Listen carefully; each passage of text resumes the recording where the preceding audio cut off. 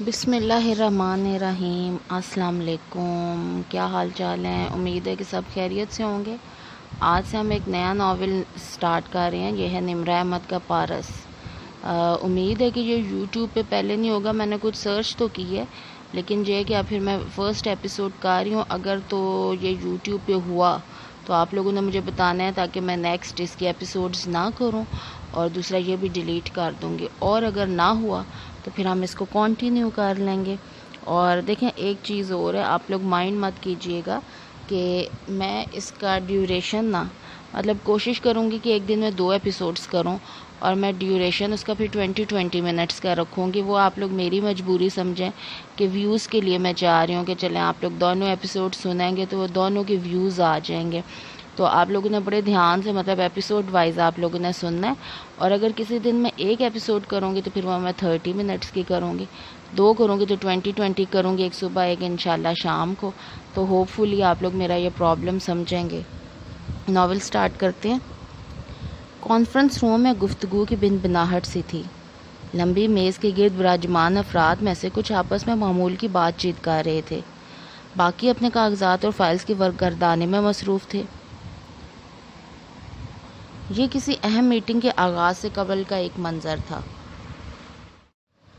Conference table کی سربراہی کرسی خالی تھی۔ کرسی کے دائیں طرف بیٹھے صاحب گاہے بگاہے کبھی کرسی پہ اور کبھی گھڑی پر نگاہ ڈال لیتے۔ انتظار در انتظار۔ اس کمرے کی سڑک کو رخ کرتی دیوار شیشے کی بنی تھی۔ اس کے پار نظر آتا منظر بہت حسین اور پرفسوں تھا۔ نیلا آسمان، کپاس کے لچھوں جیسے بادل جو سرسبز پہاڑیوں نے اپنے سروں پہ تاج کی صورت پہن رکھے تھے، گہری کھائیاں اور ناگن کی سی بل کھاتی سرمئی سڑک، کہیں چہل قدمی کرتے سیاح، کہیں اکا دکا گاڑیاں۔ وہ صبح اپنی تمام تر خوبصورتی اور رعنائی کے ساتھ بہت ٹھنڈی سی اتر رہی تھی۔ یہ مرے سے قدرے دور ایک الگ تھلگ سی وادی کا منظر تھا۔ یہ سارا علاقہ شہر کے رش، دھوئیں اور شور سے محفوظ کسی پوشیدہ جنت کے مانند تھا، اور اپنے شیشے سے اس کا حسن دکھاتا یہ کانفرنس روم اس علاقے کے سب سے بڑے اور واحد 6 اسٹار ہوٹل کا تھا۔ یہ جس بلاک کی سب سے اوپری منزل پہ واقع تھا وہ ہوٹل کے رہائشی بلاک سے ہٹ کر تھا اور مینجمنٹ کے زیر استعمال ہی رہتا تھا۔ شیشے کے پار جو سڑک دکھائی دے رہی تھی وہ ہوٹل کی عقبی طرف تھی، اور ادھر ہی کے گیٹ سے ہوٹل مالکان اور اہم آفیسرز داخل ہوا کرتے تھے۔ ابھی کافی دیر سے وہ سڑک سنسان پڑی تھی۔ سربراہی کرسی کے ساتھ بیٹھے صاحب نے گھڑی اور خالی کرسی کو بار بار دیکھ کر اکتانے کے بعد یوں ہی گردن موڑ کر نیچے دیکھا تو اسی پل داخلی گیٹ سے ایک سیاہ چمکتی کار اندر داخل ہوتی دکھائی دی۔ وہ سب الرٹ سے واپس سیدھے ہوئے، ایک نظر اپنے ارد گرد بے پرواہی سے بیٹھے عملے پر ڈالی، پھر ٹائی کے نوٹ درست کرتے ہوئے خاموشی سے اپنی فائل کھول لی۔ وہ سیاہ کار گیٹ کے اندر آ رکی۔ شوفر نے جھٹ نکل کر پچھلا دروازہ کھولا۔ ایک سیاہ کولا پوری چپل میں مقید پیر زمین پر رکھتا دکھائی دیا، اور پھر ایک لڑکی سیدھی ہوتی ہوئی باہر نکلی۔ اوپر سے اس کے چہرے کے خد و خال ٹھیک سے نظر نہیں آئے تھے۔ آنکھوں پر سیاہ گلاسز تھیں۔ سانولی رنگت، سر کے وسط سے نکلی سیدھی مانگ کے دونوں اطراف کے بال دونوں کندھوں اور کمر کو ڈھانپے سیدھے کوہنی تک گرتے، اتنے سیاہ اور یکجا تھے جیسے شیمپو کے اشتہار میں ماڈلز کے ہوتے ہیں کہ کہیں بھی 2 بالوں کے درمیان خلا نہ دکھتا۔ ایک سیاہ ہینڈ بیگ کوہنی سے لٹک رہا تھا۔ سرمئی سادہ شلوار قمیض اور کندھوں پر سیاہ شال جو پیچھے سے آتی کندھوں کو ڈھکتی، اپنے دونوں سرے سامنے گراتی، جنہیں سینے سے نیچے اس کے بازوؤں نے سہارا دیا ہوا تھا، ایسے کہ شال کی بکل نہیں ماری گئی تھی۔ اس کا چہرہ البتہ اوپر سے دیکھنے پر قطعاً واضح نہ تھا۔ وہ سر جھکائے اندر چلے گئی اور شیشے کی دیوار سے نظر آتے منظر سے غائب ہو گئی۔ ذرا دیر گزری اور کانفرنس روم کے گلاس ڈورز کے پار جو شیشے کی دیوار کے مقابل تھے وہی لڑکی آتی دکھائی دی۔ کسی ایک کی نظر اس پہ پڑی، سرگوشی ہوئی، ایک سے دوسرے تک نگاہیں اوپر اٹھی۔ پورے کانفرنس روم میں ہلچل سے مچ گئی۔ فوراً کمریں سیدھی ہوئی، فائلز ٹھیک کیں، لیپ ٹاپس کھل گئے، دروازہ کھلنے کی آہٹ ہوئی اور انتظار ختم۔ وہ اندر آ رہی تھی۔ گلاسز جو خوبصورت سی چین سے متصل تھے گریبان پہ اٹکے تھے، اور دروازے سے سربراہی کرسی پر بیٹھنے تک اس کا چہرہ سب کی نگاہوں کا مرکز رہا تھا۔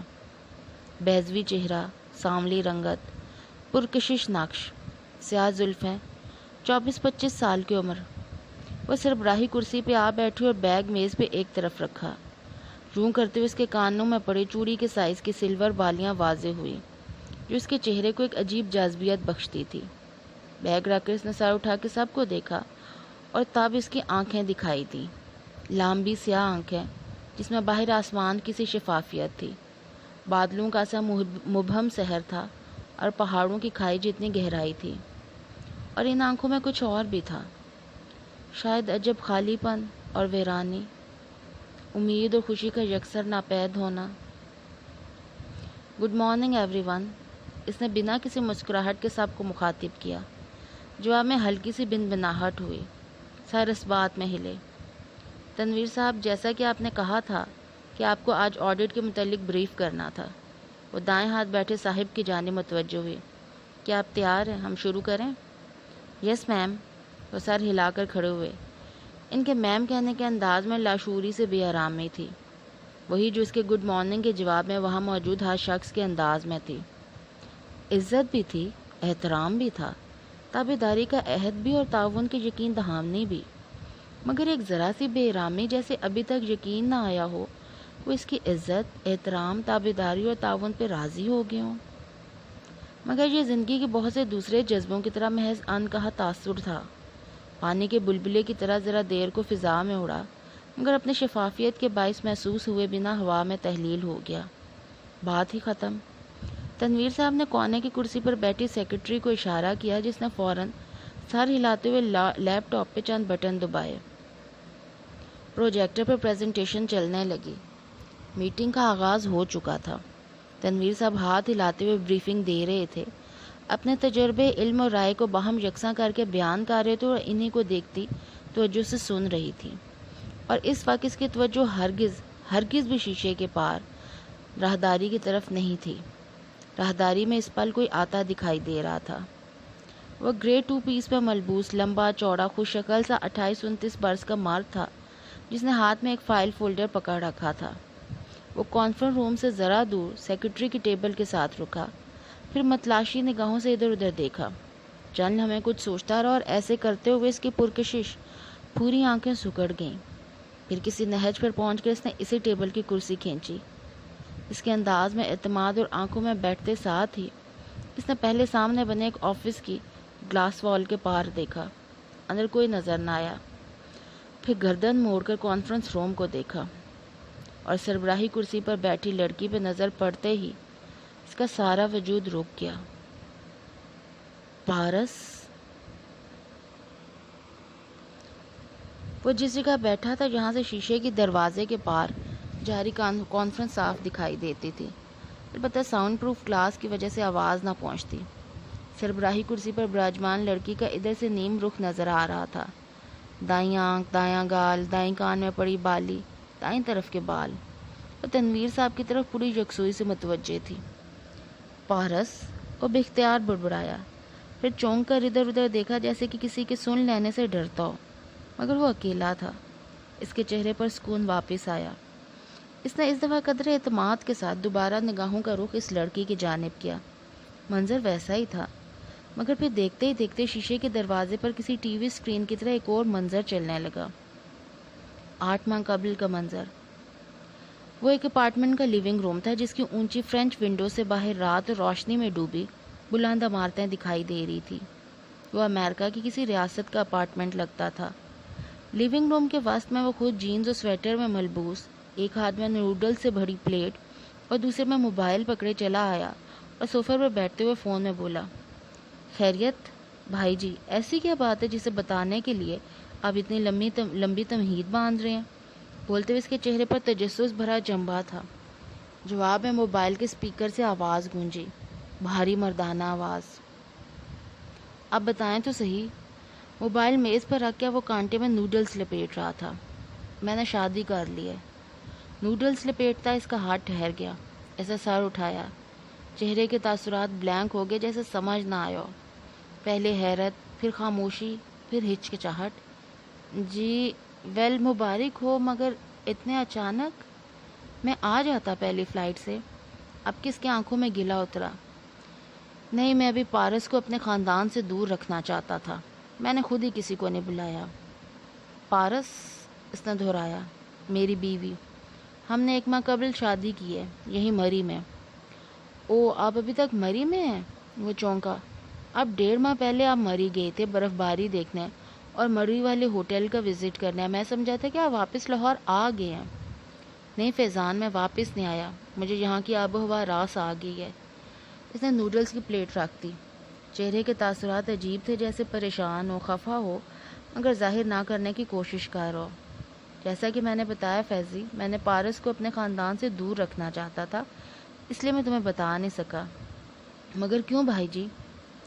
دیکھو، جب ایک 24 سال کی ہوٹل ریسیپشنسٹ 48 برس کے ہوٹل مالک سے شادی کرتی ہے تو لوگ ان کے رشتے کو شک کی نظر سے دیکھتے ہیں، بالخصوص جب شادی سے قبل انہیں ایک دوسرے کو جانے محض 15 دن ہی ہوئے ہوں۔ وہ لہجے بھر کو رکے۔ میں اس پر شک نہیں کرتا، مگر خاندان والے، تم، سویرا، تم لوگ اس کو اتنی جلدی قبول نہیں کرو گے، اس لیے میں پہلے اس رشتے کو وقت دینا چاہتا ہوں۔ اس کے بعد میں اپنے خاندان کو پارس سے اور پارس کو اپنے خاندان والوں سے متعارف کرا دوں گا۔ تب تک وہ مری والے گھر میں ہی رہے گی۔ کیا تم میری بات سمجھ رہے ہو؟ وہ خاموشی سے لب کاٹ رہا تھا۔ منظر تحلیل ہوا، یادیں دھندلی ہو گئیں۔ حال واپس ارد گرد آن ٹھہرا۔ شیشے کی دیوار کے پار کانفرنس روم میں میٹنگ ہنوز جاری تھی۔ سیاہ بالوں والی لڑکی سی طرح بیٹھی تنویر صاحب کو سن رہی تھی۔ اس نے سر جھٹک کر رخ پھیرا۔ سامنے سیکرٹری کی خالی نشست تھی، جس پر کمر کے آرام کے لیے نیلی گدی رکھی تھی۔ وہ گدی کے نیلے فیبرک کو دیکھنے لگا۔ چند لمحے گزرے تھے کہ حال پھر سے ماضی میں گم ہونے لگا۔ گدی کا نیلا کپڑا نیلگوں آسمان میں تبدیل ہوتا گیا۔ شام کا آسمان، لمبی سڑک، کنارے پر گھنے اونچے درخت۔ وہ دور سے بھاگتا آ رہا تھا، ٹریک سوٹ میں ملبوس، پسینے میں تہہ، کانوں میں ہینڈ فری لگائے، چہرے پر دبا دبا غصہ تھا، جیسے خفگی سے فون میں کچھ بول رہا تھا۔ بولتے بولتے اب اس کی رفتار آہستہ ہو گئی تھی۔ جب وہ مزید قریب آیا تو تیز سانسوں کے درمیان الفاظ واضح ہوئے۔ بھائی جی، آپ کیا کہہ رہے ہیں؟ ابھی آپ کی شادی کو 1.5 ماہ ہوا ہے اور آپ نے مری والا ہوٹل اس کے نام کر دیا۔ ان کے نام فیضی، انہوں نے سختی سے ٹوکا۔ اس کے چہرے پر برہمی دھار آئی۔ بہرحال وہ بولا، سوری، مگر ان کے نام اتنی جلدی کیوں پورا ہوٹل لگا دیا؟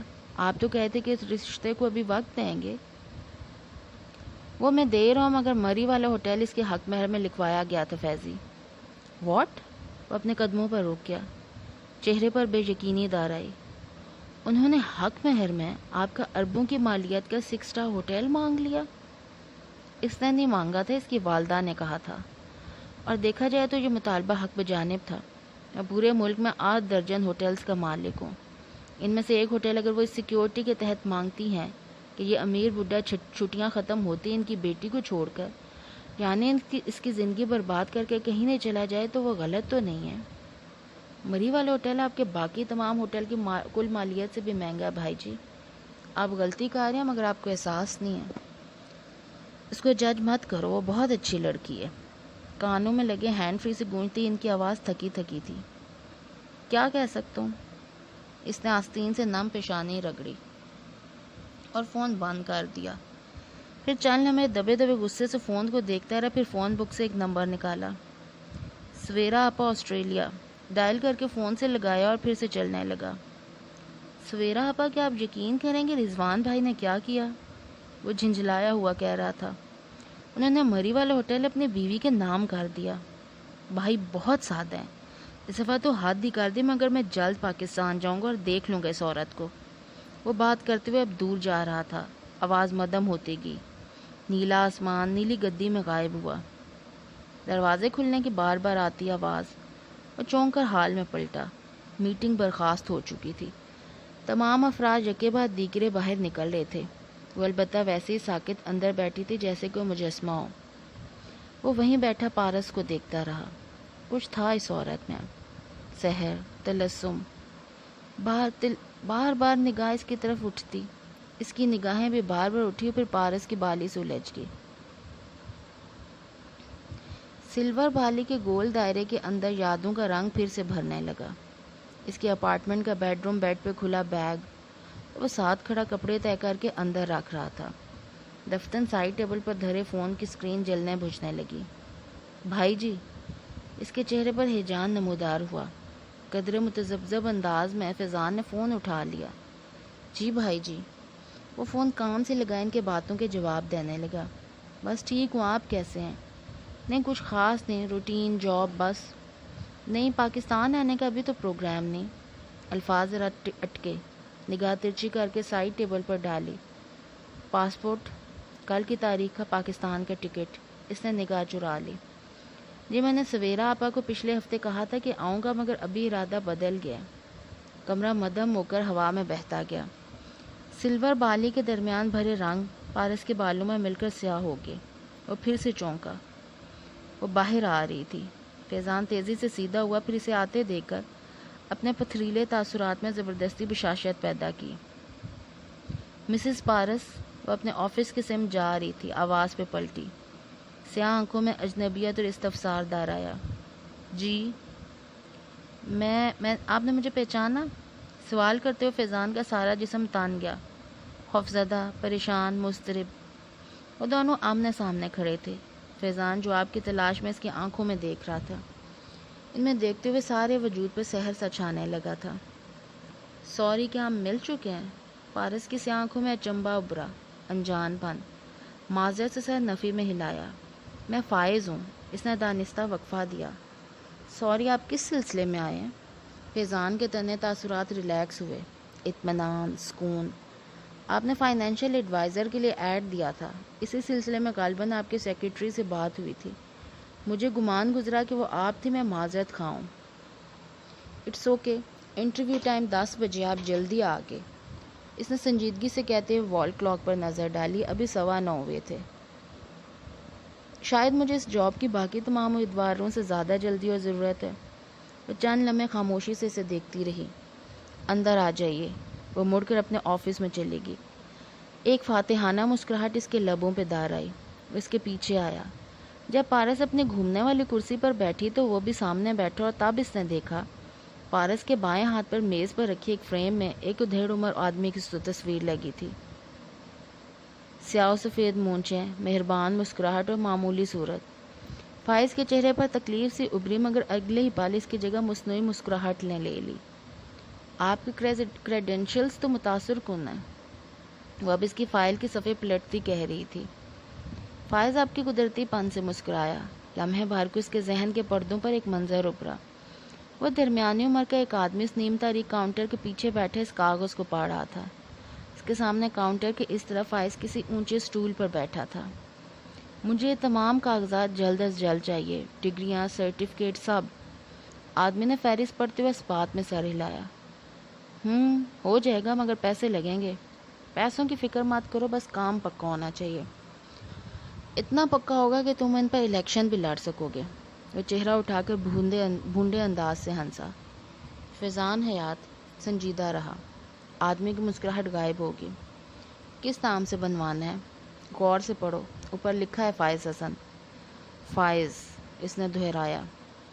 فیضان سے فیض، اور وہاں گورے تو فیض کو ویسے ہی فائز بنا دیتے ہیں۔ وہ وضاحت دے رہا تھا۔ منظر تحلیل ہو کر فضا میں بکھر گیا۔ پارس اب اس کی فائل بند کر رہی تھی۔ اس نے خود کو کمپوز کر لیا۔ تو فائز صاحب، آپ آسٹریلیا سے ادھر کیوں آئے؟ اس نے دونوں ہاتھ ایک دوسرے میں پھنسائے سنجیدگی سے فائز کو دیکھتے ہوئے پوچھا۔ میم، میرے فادر کی کافی عرصہ پہلے ڈیتھ ہو گئی تھی۔ میں سب سے بڑا ہوں۔ چھوٹی 4 بہنیں، ان کی پڑھائی، جہیز، شادی سب مجھے ہی کرنا ہے۔ آسٹریلیا رہ کے میں زیادہ کما سکتا تھا، مگر امی اور بہن مجھ سے دور نہیں رہنا چاہتی۔ ان کا کہنا ہے کہ بھلے کوئی کام آمدنی جاب ہی کر لوں، مگر یہیں کروں، اس لیے میں واپس آ گیا۔ پارس کی آنکھوں میں خوشگوار سی حیرت ابھری۔ وہ مسکرائی نہیں، مگر اس نے ستائشی انداز میں ابرو ضرور اٹھائی تھی۔ اچھا، تو اب لاہور سے اتنی دور مری؟ آسٹریلیا سے تو قریب ہی پڑتا ہے نا مری۔ وہ مسکرایا۔ پارس نے بنا کسی تاثر کے اس بات میں سر ہلایا۔ آپ اس جاب کی نوعیت سے واقف ہیں فائز صاحب؟ آپ جانتے ہیں میں نے ہوٹل حال ہی میں سنبھالا ہے، اس لیے مجھے کسی قابل اعتماد اور ذہین انسان کی ضرورت ہے جو میرے فائنینشیل ایڈوائزر اسسٹنٹ کے طور پہ کام کر سکے۔ میں اس کام کے لیے خود کو اہل سمجھتا ہوں۔ اوکے، دیگر انٹرویوز کے بعد فیصلہ کیا جائے گا کہ ہمیں کس کو رکھنا ہے. آپ کو نتائج سے مطلع کر دیا جائے گا. اس نے سیٹ کی پشت سے ٹیک لگا لی. یہ انٹرویو ختم ہونے کا اشارہ تھا. وہ کھڑا ہوا، پھر جیسے متذبذب سا رکا. یہ آپ کے ہسبینڈ رضوان حیات کی تصویر ہے نا؟ پارس نے اشارے کی سمت دیکھا. اس کی آنکھوں میں چبھن سی اتری. جی، وہ بولی تو آواز ہلکی تھی. ابھی باہر مجھے علم ہوا کہ 6 ماہ قبل ہی رضوان صاحب کی ڈیتھ ہوئی ہے. بہت افسوس ہوا یہ جان کر، اور بھی زیادہ کہ اس وقت آپ کی شادی کو صرف 2 ماہ کا عرصہ گزرا تھا. اس نے تعصب سے سر جھٹکا. پارس نے ہلکے سے اس بات کے ساتھ تعزیت وصول کی. اس کی آنکھوں میں اضطراب آ گیا تھا. کیا میں پوچھ سکتا ہوں ان کا انتقال کیسے ہوا؟ اس کا لہجہ اب بھی متاثر تھا، مگر پارس کو غور سے دیکھتی آنکھوں میں پتراہٹ سی تھی. پارس کی نگاہوں کا مرکز اب بھی وہی سیاہ فوٹو فریم تھا. وہ سیڑھیوں سے گر گئے تھے. اس نے 3 حصوں میں فقرہ ادا کیا، پھر نگاہیں اٹھا کے فائز کو دیکھا. وہ سمجھ کر افسوس سے سالے ہلاتا اٹھ رہا تھا. وہ پھر سے فوٹو فریم کو دیکھنے لگی. اس کے سارے وجود میں اضطراب و بے چینی سے نظر آنے لگی. چند لمحے بعد اس نے دوبارہ فریم سے نظر ہٹائی تو امیدوار فائز آفس کے باہر کھڑا تنویر صاحب سے بات کرتا دکھائی دے رہا تھا. وہ اپنے پیچھے شیشے کے دروازے بند کر گیا تھا. آواز سنائی نہ دیتی تھی. پارس نے سر جھٹک کر ایک فائل کھولی. وہ جیسے ہی پارس کے آفس سے نکلا، سامنے سے آتے تنویر صاحب اور اسے دیکھ کر ٹھٹکے. رکے، پھر حیرت سے اس کی طرف آئے. وہ ذرا سا مسکرا، پھر پلٹ کر دیکھا. پارس ویسے ہی ٹکٹکی باندھے فوٹو فریم کو دیکھ رہی تھی. فیضی، تم امریکہ سے کب آئے؟ ساتھ ہی انہوں نے پارس کی سمت دیکھا. وہ اب مطالعے کے لیے کوئی فائل کھول رہی تھی. آہستہ تنویر بھائی، یہاں مجھے فائز حسن کے نام سے پکارا جاتا ہے اور اسی نام سے پکارا جائے گا جب میں میڈم پارس کا فائنینشیل ایڈوائزر بھرتی کر لیا جاؤں گا. کیا مطلب؟ یعنی تم؟ ان کی آنکھوں میں پریشانی اتری. پھر سے پارس کو دیکھا. وہ متوجہ نہیں تھی. میرے آفس میں آؤ، دھیمی سرگوشی میں کہہ کر وہ مڑ گئے. وہ ہلکی سی مسکراہٹ کے ساتھ ان کے پیچھے ہو لیا. چند منٹ بعد وہ تنویر صاحب کے آفس میں ان کے سامنے بیٹھا تھا. اس کا انداز پرسکون تھا، جبکہ تنویر صاحب فکر مند دکھائی دے رہے تھے. مجھے شروع سے بتاؤ، سارا معاملہ کیا ہے؟ سمپل، میں بھائی جی کی موت کا سراغ لگانے آیا ہوں. اس کی بات پر تنویر صاحب کے چہرے پر تذبذب ابھرا. تم جانتے ہو ان کی موت کیسی ہوئی تھی؟ آپ بتائیے کیسی ہوئی تھی؟ وہ سیڑھیوں سے گرے تھے. کیا واقعی تنویر بھائی؟ اس کا انداز سرد سا تھا. فیضی، یہ سیڑھیوں والی بات تو پارس نے سب کو بتائی ہے، مگر میرے لیے زیادہ اہم وہ بات ہے جو آپ نے مجھے ان کے وفات کے بعد امریکہ فون کر کے بتائی تھی. وہ میرا وہم بھی ہو سکتا ہے، اور وہ آپ کا وہم نہیں تھا. آپ بہت کلیئر تھے اس بارے میں. جب بھائی جی کو غسل دیا گیا تو آپ نے واضح طور پہ ان کے سر کے پچھلے حصے میں کسی نوکیلی چیز کے کھپ جانے کا نشان دیکھا تھا. میں اب بھی کلیئر ہوں، وہ جلدی سے بولے. اور یہی وہ زخم تھا جو انہیں سیڑھیوں سے گرنے پر آیا تھا، جس کی وجہ سے ان کا انتقال ہوا. بجا فرمایا آپ نے. مگر یاد کریں، آپ ہی نے مجھے بتایا تھا کہ اس وقت سیڑھیوں پر یا ان کے دامن میں کوئی ایسی نوکیلی چیز نہیں تھی جس کے اوپر گرنے سے اس طرح کی چوٹ آتی. ایسا ہی تھا. انہوں نے ہار تسلیم کر لی. میں اپنی کئی ساری باتوں پر قائم ہوں. تم سے بحث کر کے میرا مقصد تمہیں کوئی بھی انتہائی قدم اٹھانے سے روکنا تھا فیضی. مگر حقیقت یہ ہے کہ میرے ذہن نے کبھی ظاہری حادثے کو قبول نہیں کیا، نہ ہی میں اسے قبول کر سکوں. اس کے چہرے پہ کرب اتر آیا. چند ثانیوں کو کمرے میں خاموشی چھا گئی. تم جنازہ بھی نہیں پڑھ سکے. کاش میرا تم سے جلدی رابطہ ہو جاتا. پارس نے بس تھوڑا بہت اوپر انتظار کیا، پھر تدفین کروا دی. سویرا کی فلائٹ کا مسئلہ تھا، وہ بھی نہیں آ سکی، اور تم سے تو بات ہی تیسرے دن ہو پائی. وہ افسوس سے یاد کر کے کہہ رہے تھے. اور اس سے زیادہ دردناک بات کیا ہوگی تنویر بھائی کہ بھائی جی کے انتقال والے دن میں پاکستان میں ہی تھا، اور 3 دن بعد ہر شے سے بے خبر جب واپس پہنچا تو آپ کے میسیجز دیکھے. تنویر صاحب کا منہ کھلے کا کھلا رہ گیا. تم تب پاکستان میں تھے؟ تو کیا تم رضوان سے ملے تھے؟ تم کہاں تھے؟ آخری دفعہ کب بات ہوئی تھی تمہاری ان سے؟ وہ باختیار آگے کو ہوئے. چہرے پر پریشانی، تجسس، حیرت سب واضح تھا. امریکہ میں آخری بات 4 دسمبر کی رات کو ہوئی تھی، جب میں پاکستان آنے کے لیے پیکنگ کر رہا تھا. کا فون آیا تھا، مگر میں نے انہیں اپنی آمد کا نہیں بتایا. اسے ٹھیک 4 دن بعد میں ادھر پہنچ چکا تھا. یہ وہی دن تھا جس دن رات بھائی جی کی ڈیتھ ہوئی تھی. وہ بول رہا تھا اور آنکھوں میں کرچیاں سی چبھ رہی تھی. میں نے انہیں اپنے آمد کی اطلاع اس لیے نہیں دی تھی کہ میں ان سے ملنے سے پہلے پارس میڈم کے بارے میں تحقیق کرنا چاہتا تھا۔ تنویر صاحب سانس روکے اس کی بات سن رہے تھے۔ وہ میز پر رکھے پیپر ویٹ کو دیکھتے ہوئے کہتا جا رہا تھا، پہلے 2 دن میں نے پارس کے بارے میں تحقیق کی۔ مجھے معلوم ہوا کہ وہ ایک عام غریب سی لڑکی تھی جس کی گویا لاٹری نکل آئی تھی، اور کچھ نہیں جان سکا۔ پھر اسی دوپہر میں بھائی جی سے ملنے چلا آیا۔ کہتے ہوئے اس نے کھڑکی کی طرف دیکھا۔ یہ کھڑکی چھوٹی تھی مگر اس سے بھی ہوٹل کا عقبی حصہ اور سیاہ گیٹ دکھائی دیتا تھا۔ ادھر اسی گیٹ پہ کھڑے ہوئے میں نے دیکھا تھا ان دونوں کو۔ کہتے ہوئے اس نے ایک لمحے بھر کو آنکھیں موندی۔ بند پلکوں کے پار ایک یاد جھلملانے لگی۔ ہوٹل کے عقبی گیٹ کے آس پاس پہاڑیوں اور سڑک پر برف جمی تھی، ہر سو سفیدی تھی۔